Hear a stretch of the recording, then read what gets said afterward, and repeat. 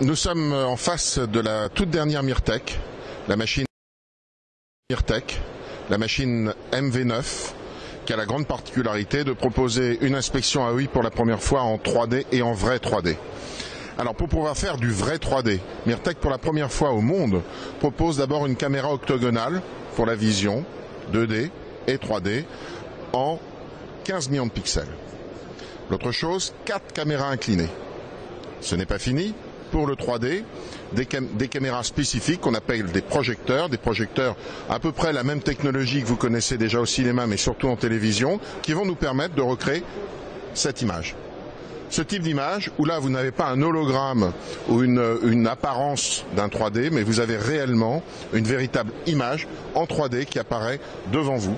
Et ici vous avez le topo, le repère topo de la carte. On a actuellement une machine qui travaille.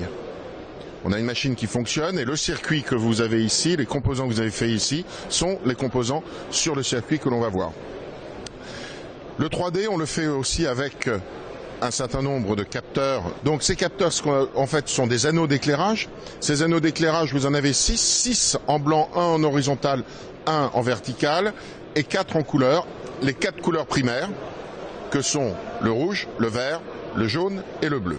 Eh bien, avec toute cette arsenal, on va être en mesure non seulement de générer évidemment avec une caméra à 15 millions de pixels et avec une lentille à 10 micromètres, on va être en mesure d'aller chercher non seulement le 0,1-0,2 évidemment, mais aussi le 0,3 mm pour les fine pitch. Ça, jusqu'à présent, on ne savait pas le faire dans de bonnes conditions avec une machine à 5 millions de pixels, voire à 10 millions de pixels. C'est important de le rappeler. 90% des machines actuellement en AOI sont à 5 millions de pixels. Vous commencez à trouver des machines dans la gamme Myrtec uniquement à 10 millions. Je vous rappelle que là, nous sommes à 15 millions de pixels. 15 millions de pixels avec 10 micromètres, ce qui va nous permettre d'aller rechercher les tailles toutes petites, le 0,1-0,05, ainsi que les 0,3 mm.